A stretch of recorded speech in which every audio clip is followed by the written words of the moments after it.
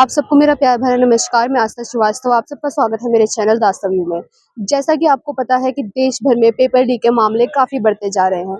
इसी रिगार्डिंग जैसे कि दिल्ली में जंतर मंतर पर प्रोटेस्ट चल रहा है और आज इसी से रिलेटेड हमारे 17 सेक्टर चंडीगढ़ में प्रोटेस्ट चल रहा है।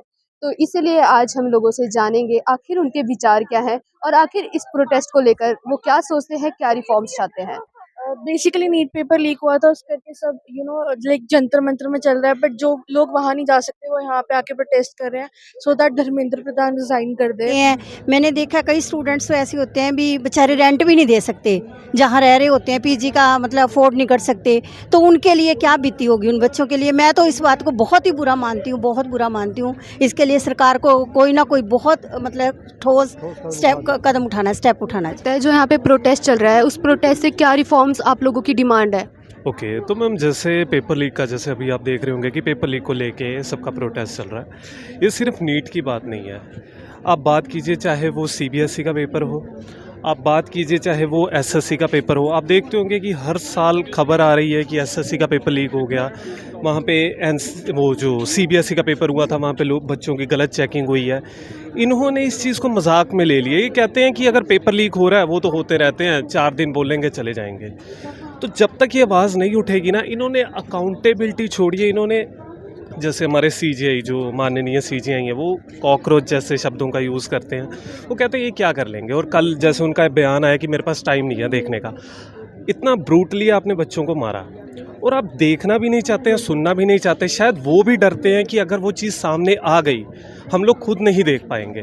तो इस चीज़ की सबसे बड़ी प्रॉब्लम है, ये सरकार ने इस चीज़ को एक मजाक में ले लिया है। तो इसी के लिए पूरे देश में अलग अलग जगह पे लोग इकट्ठे हो रहे हैं ताकि वो सरकार हमारी बात सुने। अगर हमको लीक ही करने हैं तो फिर हमारा क्या ही है, फिर तो हम पढ़ते ही नहीं है, फिर तो उन्हीं को दे दो सब कुछ। हम क्या करें, फिर हम पढ़ते ही क्यों है? हम पूरी पूरी रात बैठ के पढ़ते हैं। हमारा यहाँ पे क्या हम पागल बैठे हैं? आप कौन सी एनजीओ से आए हैं और यहाँ पे आने का आपका उद्देश्य क्या है? राइट, तो हम रोटरा क्लब ऑफ नोबल नेक्सस से आए हैं। सो बेसिकली हमारा यही एम है, जैसे इतनी गर्मी हो रही है, सारे डिहाइड्रेटेड हो जाते हैं, एक अच्छी कॉज को मतलब जो नहीं अच्छी कॉज के साथ हर कोई खड़ा हुआ है, तो even we want to be part of it.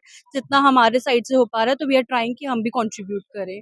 Right, कर रहे हैं। अगर गवर्नमेंट हमारी बात मानती है, हमें अकाउंटेबिलिटी चाहिए। मेन तो रेजिग्नेशन वगैरह तो अलग बात है, लेकिन जो अकाउंटेबिलिटी नहीं है, कोई रिस्पॉन्सिबिलिटी नहीं लेता, हर दूसरे दिन यहाँ पे कोई ना कोई पेपर लीक होता है, तो हमें अकाउंटेबिलिटी चाहिए।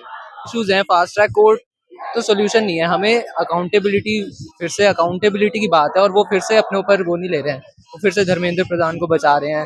क्योंकि अगर एक ने रिजाइन कर दिया तो ये हो जाएगा कि उन्हें अकाउंटेबल होना पड़ेगा और उन्हें हर किसी को फिर रिजाइन करना पड़ेगा अगर वो ढंग से काम नहीं कर रहे। हमारा club stands for community service, so I think it does not matter that wherever you stand. I think जो भी तुम्हारे नियरेस्ट लोकल एरिया में जो भी यू फील कि यहाँ तुम कंट्रीब्यूट कर सकते हो, I think you should without thinking anything like that. And yes, I think we are here and we encourage more people, specially students, to come. आज एक धर्मेंद्र प्रधान रिजाइन कर देगा, ठीक है, तुम 4-5 और मांग लो रिजाइन, कोई प्रॉब्लम नहीं है। थोक के भाव मांगो, कोई प्रॉब्लम नहीं है। सारी मिनिस्ट्री उड़ा लो, कोई प्रॉब्लम नहीं है। पर उसके बाद क्या, क्या आप गारंटी ले सकोगे कि जो जितने भी प्रोटेस्ट कर रहे हैं अगले साल बच्चे नहीं सुसाइड करेंगे?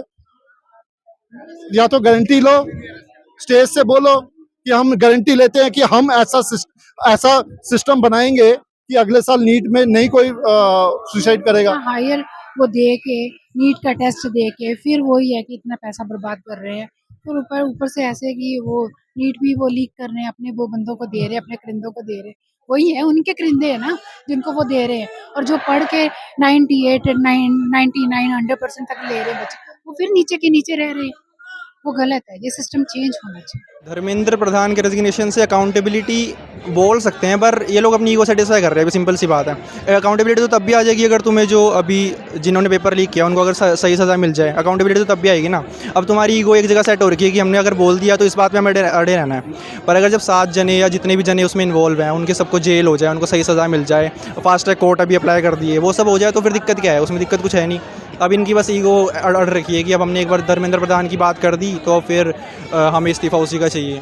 जब बाकी चीज़ों में सही हो सकता है तो करो ना, फालतू में इस चीज़ को बढ़ा क्यों रहे हो? धर्मेंद्र प्रधान रिजाइन कर देते हैं तो क्या पेपर लीक्स नहीं होंगे?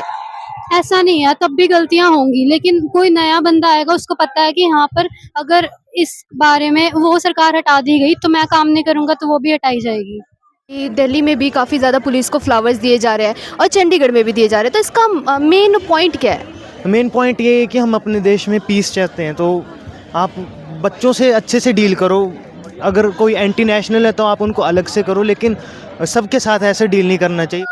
मेरे घर वालों ने भी मेरे को मना किया कि तुम मत जा, कि तेरे चोट लगी है तो अभी मत जा, ठीक है, बट मैं फिर भी आ रहा हूँ सिर्फ इसी वजह से, ताकि जो गलत हो रहा है ना उसको सही किया जा सके। ये बच्चे सिर्फ उन 20 बच्चों के लिए नहीं लड़ रहे हैं जिन्होंने अपनी जान दी है।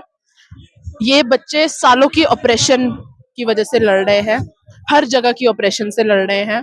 ये बच्चे आज़ादी चाहते हैं, ये बच्चे बेटर एजुकेशन सिस्टम्स चाहते हैं, better education policies, better reforms, और सबसे ज़्यादा ज़रूरी हम सारे स्टूडेंट्स, हम सारे बच्चे चाहते हैं कि धर्मेंद्र प्रधान इस्तीफा दो।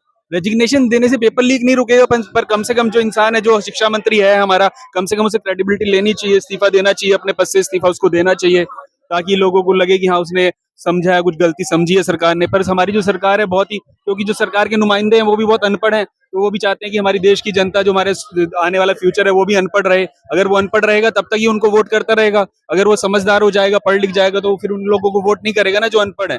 नीट के अलावा भी और बहुत सारे पेपर है, जब वो वैकेंसी निकालते हैं उसके बाद वो पेपर करवा के रद्द कर देते हैं वैकेंसियां, और कभी तो रिजल्ट भी नहीं निकालते। जब जैसे इलेक्शन आने होते हैं तब वो रिजल्ट निकालते हैं, पेपर कभी के 2-2 साल पहले के हुए होते हैं, तो वो भी चीज सुधार होनी चाहिए। अकाउंटेबिलिटी लो, फिर कल को कोई दूसरा ना करे ऐसा। एटलीस्ट देखो, मनुष्य की नीति है ना कि जब तक उसके अंदर डर नहीं रहेगी ना, वो काम नहीं करना चाहता। मनुष्य है थोड़ी सी लालची टाइप का, कम से कम उसके अंदर डर होनी चाहिए। Which is why the government is not ready to do it, because it thinks it's such an arrogant government. It thinks it will be seen as a failure or a very weak government कि हमने बच्चों की बात मांगी। So yes, I don't think Dharmendra Pradhan की resignation देने से ज़्यादा कुछ होएगा, but symbolically it might speak a lot. As far as the demands are concerned, it should not be restricted to just this guy stepping down. It should be restricted. It should be expansive, and it should be about the prime minister coming out, maybe him stepping down, a systemic change, something that deals with real problems of a modern nation and not take back the country to 100 years by just focusing on religion and temples. And students who have been wrongly put in jail, journalists who have been wrongly put in jail, people who have been accused need to be released as well.